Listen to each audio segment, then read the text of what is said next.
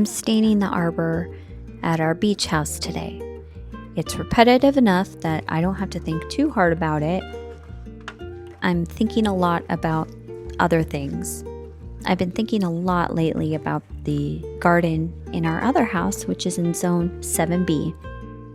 I debated painting this black because I do have a lot of black in the backyard, but it's ultimately the look that I'm going for. I'm really trying to fill in the space with a ton of plants and a ton of color through the plants to make things pop. And I know that during the winter months, it's gonna be a little bit quieter looking, less dramatic, but I think that's also part of what makes it so exciting when things start blooming and the season comes back around. Every year I add more ideas, more plants, more plans. I have more expectations, and none of that is bad, but I've learned that if I don't decide what the garden is for, it slowly turns into something that I feel I'm behind on. So I want to talk through the 5 goals that I'm using this year to keep myself accountable and to keep things grounded.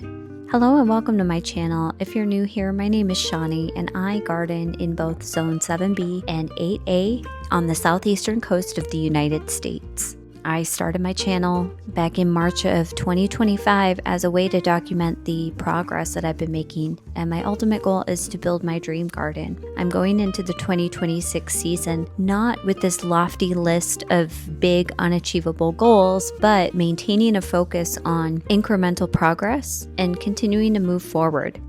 Now that I'm seeing this in black, I'm good with my decision. My first goal is to make the greenhouse something I actually use. I don't want it to just be something I built or something that I admire from the outside or post beautiful pictures and videos of, but I want it to be a place that I naturally step into, a place where I naturally gravitate toward. And I want it to work for everyday things, starting seeds, potting plants, and having it really be a functional and easy to use space. I've got a little bit of work to go to get it to where it needs to be. I also want to have the option this year, if I want to pull up a chair and set up a canvas, that I'm inspired to sit in there and paint again. So I really want to be able to have it function for the multiple things that I love to do. One of my next goals for the year is I really want to grow cut flowers that don't feel so precious. I don't want to overthink the timing or the spacing. I don't want to overthink the trellising. I want to see them in the house, on the counter, on the table, not just sitting in the garden and waiting for the right moment. So if I'm cutting flowers more often than I'm worrying about them, then that's how I know I'm achieving my goal. My next goal, and I think that a lot of people who garden can share this sentiment, really want to make that garden easier to maintain. That might mean fewer plant varieties, repeating what's already been working elsewhere, and really being realistic about how much time I want to spend out there toiling and doing and redoing. I don't want to walk outside and feel like I'm behind. It's part of a project where I get a little bit antsy and try not to let the impatience get to me.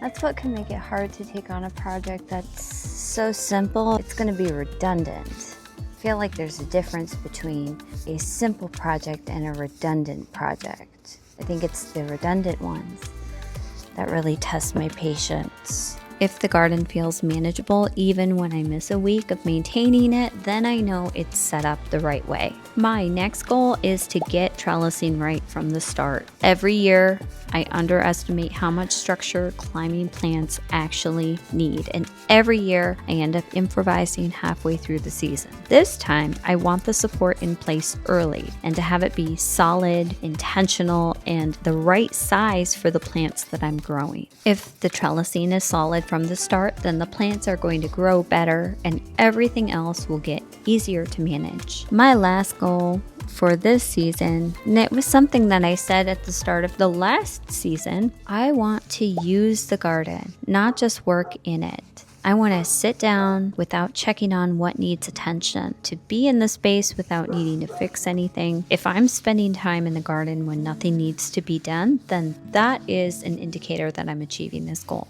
A bonus goal is to create quality content, to show the process, to show the journey, to show that it's not all perfect, that I'm very much learning as I go, and reaching more people, showing that you don't need to have a ridiculous budget to create the garden of your dreams, showing that it's okay to procrastinate things for a little while until you get your budget in order to do the things that you want to do, to use and reuse what you might already have around. If that kind of content is interesting to you, I would love for you to subscribe to the channel and ring the bell notification so that you can know when I upload new videos and new progress. The underlying theme of all of it is intentional structure, or really just structure. I feel like that's often an overlooked aspect of creating something beautiful that constantly changes. You really can't fight against nature, and it's not going to be the picture perfect thing that you expected. Materials rot faster in the weather, things break easier, plants snap,